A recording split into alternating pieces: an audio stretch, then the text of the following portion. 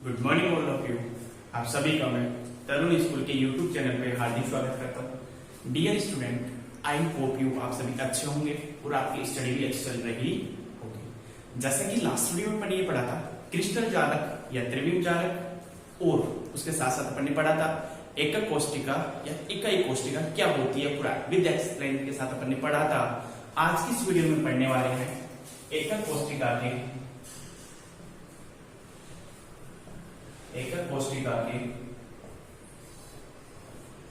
Parameter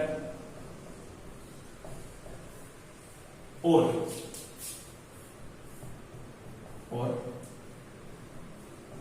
एकक कोष्टिका के प्रकार।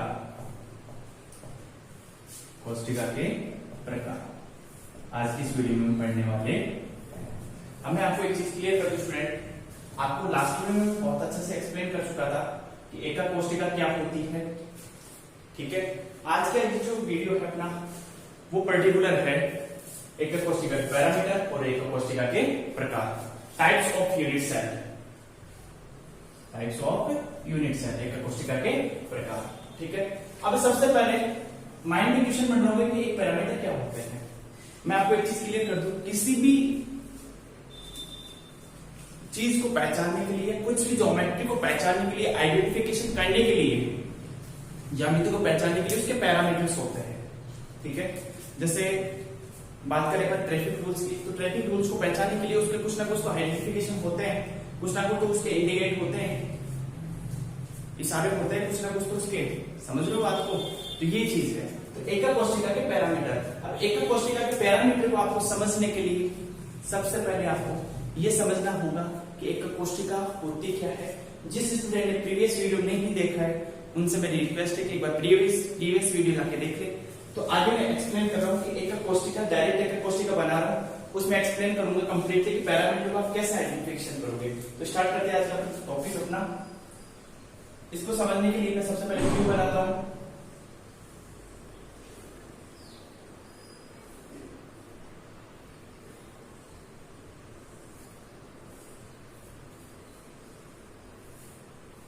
क्यों बना दिया,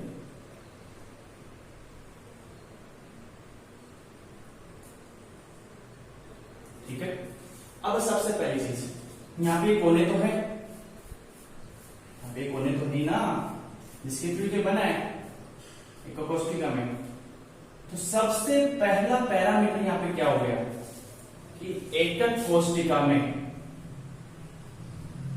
सबसे पहला पैरामीटर क्या हो गया, एकक कोष्टिका में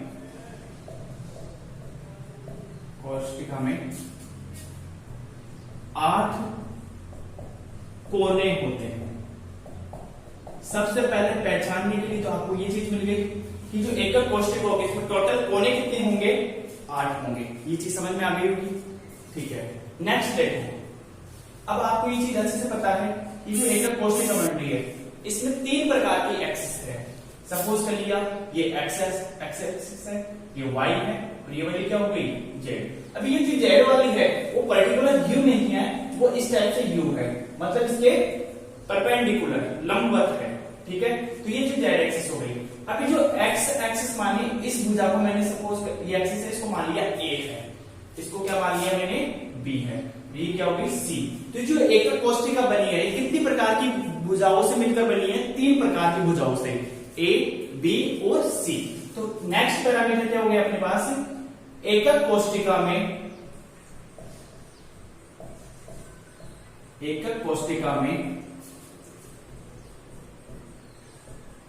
3 प्रकार की भुजाएं बोल दो, या इसको दूसरे नाम से भी जाना जाता है, कोर बोल दो या एज बोल दो। 3 प्रकार की भुजाएं होती है, 3 प्रकार की भुजाएं होती है। अब जो 3 प्रकार की भुजाएं होती है वो कौन कौन सी है आपके पास, ए, बी और सी, ए, बी और सी। नेक्स्ट देखो ये बात, अब आपको ये चीज अच्छे से पता है कि 3 प्रकार की भुजाएं हैं। तो जैसे ए और बी हुई तो इसके मिड में इन दोनों के मध्य कोई ना कोई एंगल बढ़ रहा होगा, मींस इन दोनों के मध्य।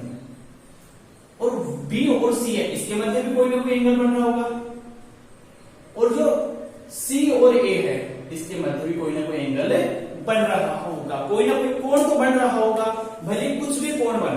ठीक है, तो मैंने ये सपोज कर लिया कि जो ए और बी है, या पहले ये बोल सी और ए है, इसके मध्य में एंगल सपोज कर लिया अल्फा है। क्या है? अल्फा सपोज कर लिया। नेक्स्ट एंगल सपोज कर लिया मैंने ए और बी के मध्य एंगल सपोज कर लिया मैंने बीटा है, और बी और सी के मध्य एंगल मैंने सपोज कर लिया क्या है? गामा है। ठीक है, तो एकक कोष्ठिका में नेक्स्ट पैरामीटर क्या हो गया? एकक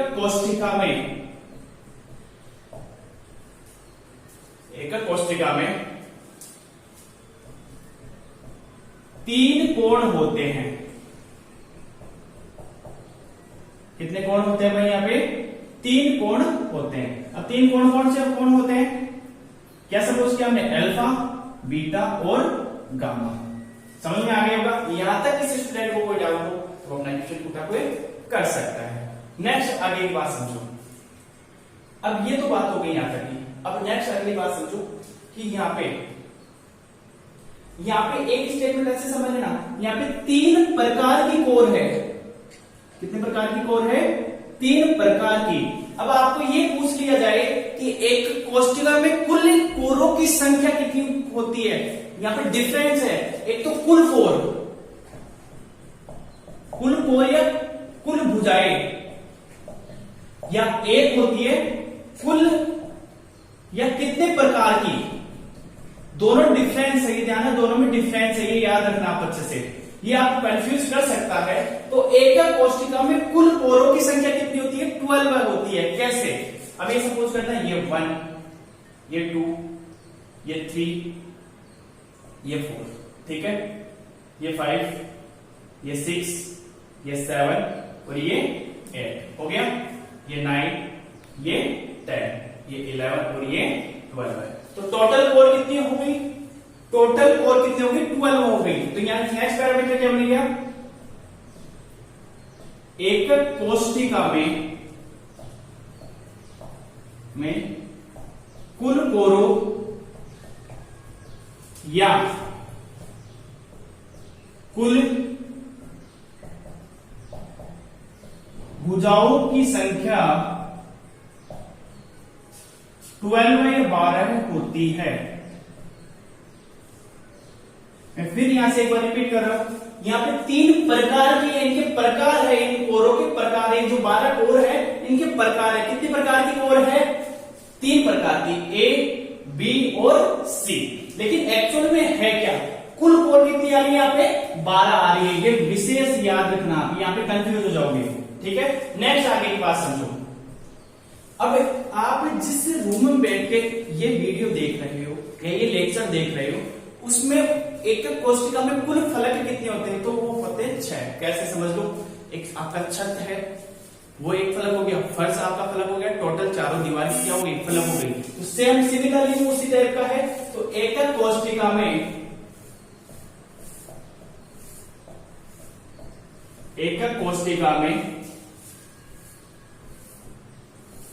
कुल फलकों की संख्या, कुल फलकों की संख्या 6 होती है, 6 होती है। अगला पैरामीटर ये हो गया। टोटल कितने पैरामीटर आ चुके हैं आपके पास? 5। 1, 2, 3, 4 और 5। इसमें यदि किसी स्टूडेंट को डाउट हो तो अपना कमेंट बॉक्स में क्वेश्चन पुट अप कर सकता है। आई होप आपको कोई प्रॉब्लम नहीं आ रही होगी। फिर भी किसी स्टूडेंट को कोई डाउट हो तो क्वेश्चन पुट अप कर सकता है, या एक बार वीडियो को रिपीट करके देख लेना, ऑटोमेटिक आपके समझ में आ जाएगा। नेक्स्ट आगे देखो, आप जिस रूम में बैठ के वीडियो देख रहे हो, सिमिलरली क्यूब भी है अपने पास, तो उसको एक क्यूब की फॉर्म में सपोज करो। इस आपका जो रूम है उसका जो सेंटर पॉइंट होगा वो तो एक ही होगा। ऐसा है नहीं कि 2 होंगे, क्योंकि किसी भी चीज का भले कुछ भी उसका सेंटर पॉइंट 1 होता है, 1 होता है। तो एकक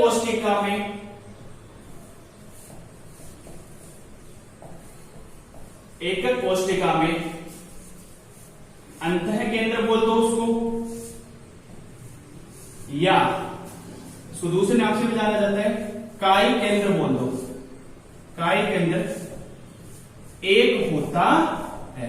मीन्स उस एकक कोष्टिका का जो सेंटर पॉइंट होगा वो कितना होगा, 1 होगा पूरी एकक कोष्टिका का। तो इस एकक कोष्टिका का मिड पॉइंट तो यहाँ पे होगा, सीधा सीधा समझ में आ गया होगा। इसमें यदि किसी स्टूडेंट को कोई डाउट हो तो अपना क्वेश्चन पुट अप कर सकता है। नेक्स्ट आगे देखो, अब यहां से एक नोट है विशेष, वो समझ लो।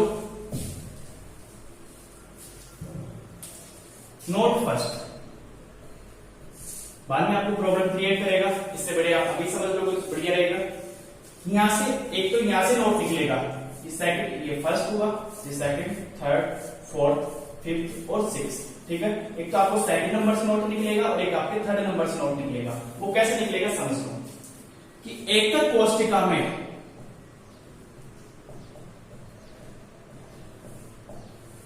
एकक कोष्टिका में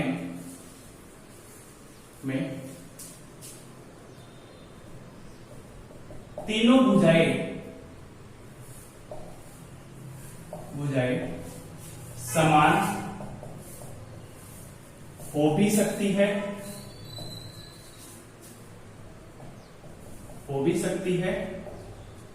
और नहीं भी। कि आपको ये पहले क्लियर कर रहा हूं मैं यहाँ पे, ये जो ABC है तीनों भुजाएं, ये जो तीनों भुजाएं ये समान हो भी सकती है, ठीक है, और नहीं भी। कोई जरूरी नहीं कि वो समान ही हो, समान नहीं भी जरूरी नहीं समान हो ही, ये असमान भी हो सकती है, ये याद रखना। नोट सेकंड,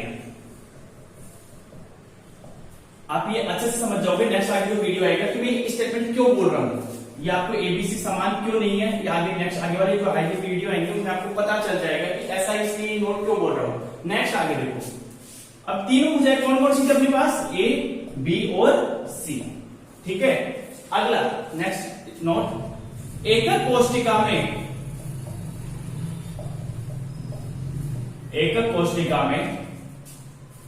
तीनों कोण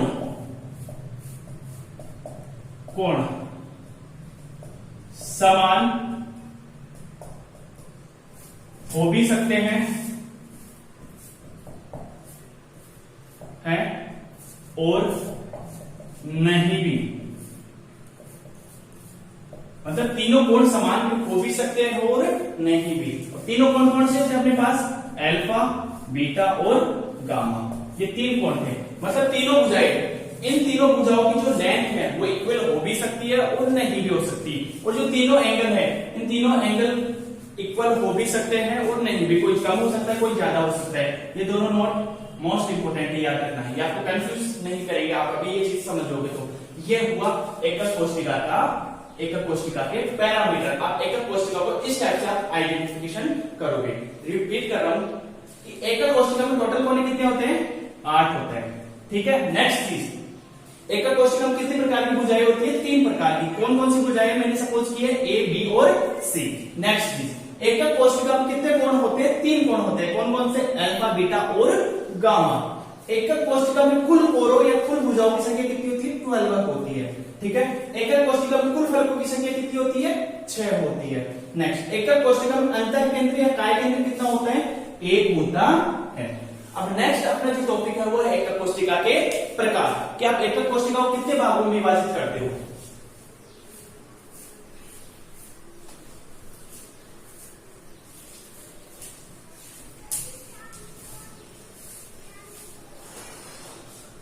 नेक्स्ट आगे देखो, एकक कोष्टिका के प्रकार।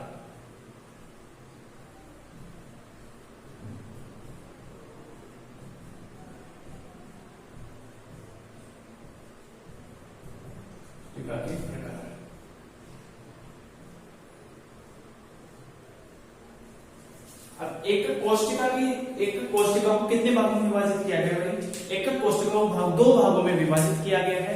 जो पहला भाग होता है,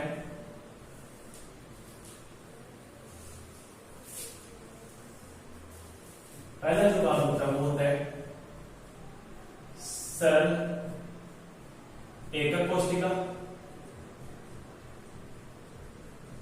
और जो दूसरा भाग होता है वो होता है केंद्रित एकक कोष्टिका। केंद्रित एकक कोष्टिका, ठीक है। अब जो सरल एकक कोष्टिका होती है ये क्या होती है, इसको पूरा एक्सप्लेन के साथ पढ़ेंगे। और केंद्रित एकक कोशिका क्या होती है, इसको भी पूरा एक्सप्लेन के साथ पढ़ेंगे। अब केंद्रित एकक कोशिकाओं को कितने भागों में विभाजित किया गया है भाई, केंद्रित एकक कोशिकाओं को भी 3 भागों में विभाजित किया गया है। पहला भाग होता है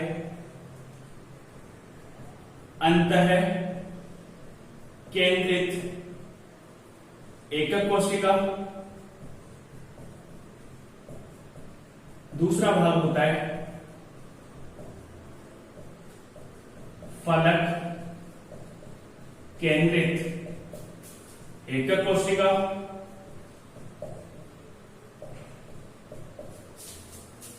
तीसरा जो भाग होता है वो होता है अंत्य केंद्रित एकक कोशिका। कहने का तात्पर्य क्या है कि एकक कोशिका कितने प्रकार की होती है, एकक कोशिकाएं 2 प्रकार की होती है। पहला होता है सरल एकक कोशिका, दूसरी होती है केंद्रित एकक कोशिका। और केंद्रित एकक कोशिका में कितने प्रकार की होती है, 3 प्रकार की होती है। 1 नंबर होता है अंतः केंद्रित एकक कोशिका, 2 नंबर होता है फलक केंद्रित एकक कोशिका, 3 नंबर होता है अंत्य केंद्रित एकक कोशिका। ठीक है, तो अपन सबसे पहले पढ़ते हैं सरल घनीय एकक कोशिका। इसको समझ में ऐसे मैं बता देता हूं आपको, सरल घनीय एकक कोशिका की बात कर रहा हूं यहां से आपको। ठीक है, तो ये क्या होती है कि इस प्रकार की एकक कोशिका में प्रकार की एकक कोशिका में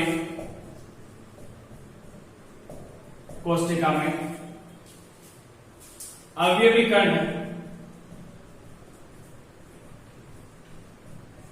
कण केवल एकक कोशिका के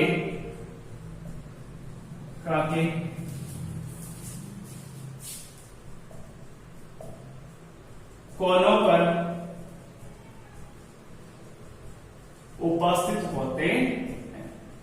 मीन्स अवयवी कण केवल और केवल कहां पे उपस्थित है, एकक कोशिका के कोनों पर उपस्थित है। समझ लो इसको कैसे, ये एकक कोशिका हो गई, अभी बना रहा हूं, नहीं है।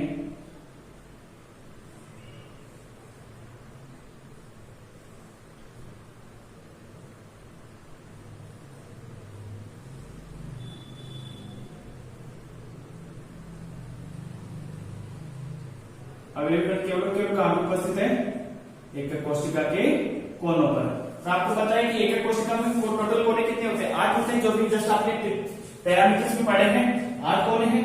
अवयवी कण कहां पर उपस्थित है, केवल और केवल कोनों पर उपस्थित है। किसमें, सरल एकक कोशिका में। अब नेक्स्ट देखो, इस एकक कोशिका को सरल एकक कोशिका को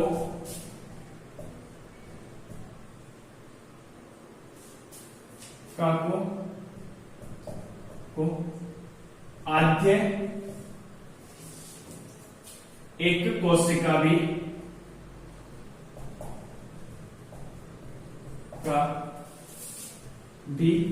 कहते हैं।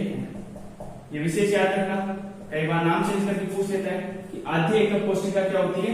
जो सरल एकक कोशिका होती है वही आद्य एकक कोशिका होती है। इसमें किसी स्टूडेंट को कोई डाउट हो तो अपना क्वेश्चन पुट अप कर सकता है। नेक्स्ट आगे देखो, नेक्स्ट देखो एक चीज और होती है इसमें कि सरल एकक कोशिका होती है, इसको दूसरे नाम से और जाना जाता है। सरल एकक कोशिका को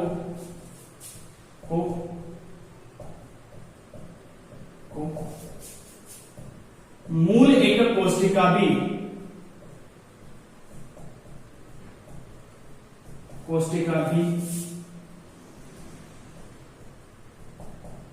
कहते हैं। मीन्स मूल एकक कोशिका, इसको क्या कह रहे हैं कि इसी एकक कोशिका के थ्रू ये आगे वाली एकक कोशिकाएं इनकी उत्पत्ति होगी। ठीक है, नेक्स्ट आगे देखो, इसमें किसी स्टूडेंट को कोई डाउट तो अपना क्वेश्चन पुट अप कर सकता है। हम इसको रख कर रहा हूं, जल्दी से आप इसका स्क्रीनशॉट ले लीजिए। नेक्स्ट देखो आगे,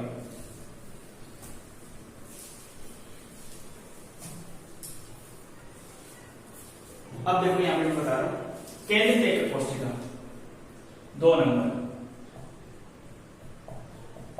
केंद्रित एकक कोष्टिका।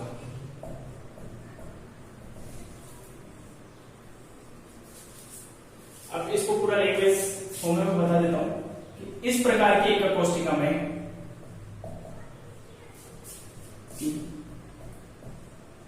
एकक कोष्टिका में अवयवी कण कोनों के अतिरिक्त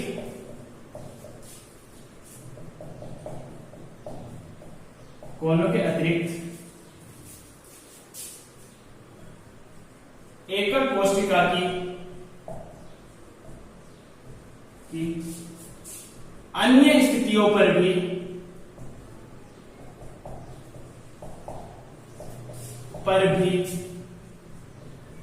उपस्थित होते हैं।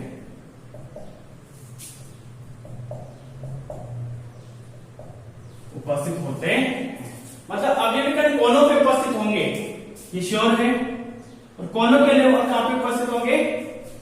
अन्य स्थितियों पर भी उपस्थित होंगे। एकक कोष्टिका की अन्य स्थिति कुछ भी हो सकती है, जैसे अभी अपन आगे पढ़ेंगे। तो अब केंद्रित एकक कोष्टिका को अन्य स्थितियों के आधार पर कितने भागों में विभाजित किया गया है? 3 भागों में। पहला भाग होता है अंतः केंद्रित एकक कोष्टिका, दूसरा भाग होता है फलक केंद्रित एकक कोष्टिका और तीसरा भाग होता है अंतः केंद्रित एकक कोष्टिका। तो पहला भाग ले रहा हूं मैं अंतः केंद्रित एकक कोष्टिका।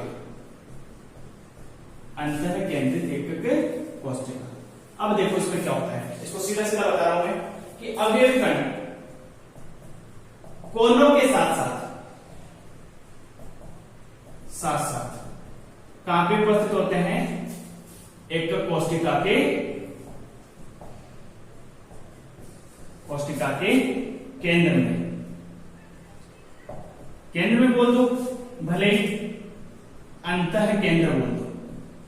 बात एक ही है कि आप जिस रूम में बैठ के स्टडी कर रहे हो, जिस रूम में बैठ के आप ये वीडियो या लेक्चर देख रहे हो, उस रूम का सेंटर पॉइंट तो एक होना है, तो उसको क्या कहते हैं? अंतः केंद्र कहते हैं। वो कितना होता है? 1 होता है। तो अब ये इसका डायग्राम सीधा सीधा क्या हो गया? अवयवी कण कहां पे उपस्थित है भाई?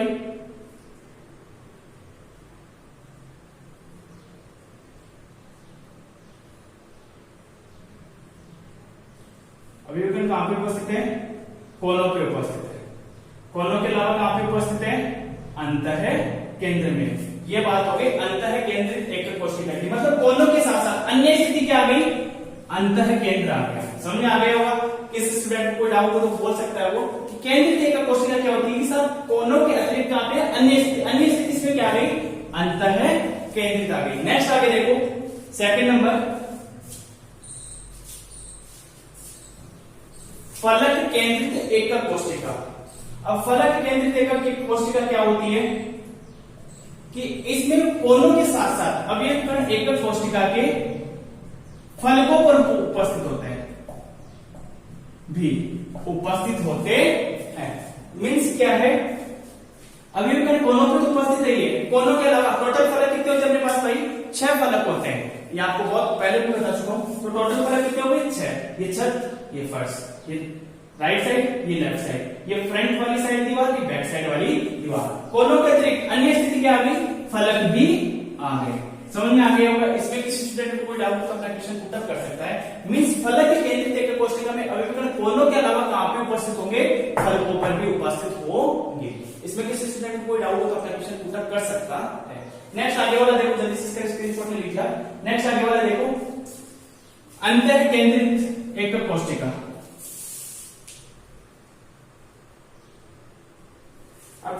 इस प्रकार के एकक कोष्टिका में अंत्य केंद्रित एकक कोष्टिका कहते हैं। इस प्रकार के एकक कोष्टिका में अवयवी कण कोनों के साथ साथ एकक कोष्टिका के दो विपरीत फलकों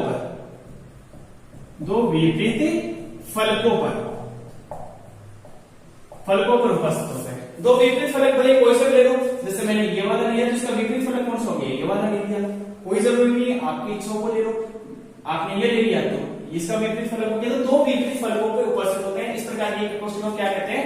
अंतः केंद्रित एकक कोष्टिका कहते हैं। मतलब अंत्य केंद्रित एकक कोशिका की डेफिनेशन क्या बन गई कि इस प्रकार के एकक कोशिका में अवयवी कण कोनों के साथ साथ दो विपरीत फलकों भी उपस्थित होते ये हैं। आज की इस वीडियो में हमने पढ़ा एकक कोशिका के पैरामीटर और साथ में एकक कोशिका के प्रकार, और पूरा प्रकार भी अपने पूरा साथ ही साथ पढ़ा। अब मैं आगे एक चीज आपको क्लियर कर देता हूँ। जब आपको ये पता होगा सरल एकक कोशिका क्या होती है, केंद्रित एकक कोशिका क्या होती है, केंद्रित एकक कोशिका में भी अंतः केंद्रित एकक कोशिका क्या होती है, फलक केंद्रित एकक कोशिका क्या होती है और अंतः केंद्रित एकक कोशिका क्या होती है, तभी आप इनकी संकुलन क्षमता निकाल पाओगे और एक इनमें सब में कणों की संख्या कैलकुलेट कर पाओगे। अवयवी कण आपको ये नहीं पता होगा कि अवयवी कण उपस्थित कहां पर है। जब आपको ये पता होगा कि उपस्थित कहां पे, इसी के आधार पे आप इनकी कैलकुलेशन कर पाओगे। तो आपसे रिक्वेस्ट है कि इस टॉपिक को 100% लर्न कर लेना, और ये बोर्ड में हर बार यहाँ से क्वेश्चन पुटअप होता है, यहाँ से क्वेश्चन बढ़ना स्टार्ट हो जाता है क्योंकि आगे डेरिवेशंस आती है इन सब कंसेप्ट के आधार पे। ये बेसिक है, ये कंसेप्ट है, इसको जरूर पढ़ लेना। ये वीडियो अच्छा लगा तो इसको लाइक करें, शेयर करें और हमारे यूट्यूब चैनल को सब्सक्राइब करें। Thank you so much for watching this video. Thank you all of you.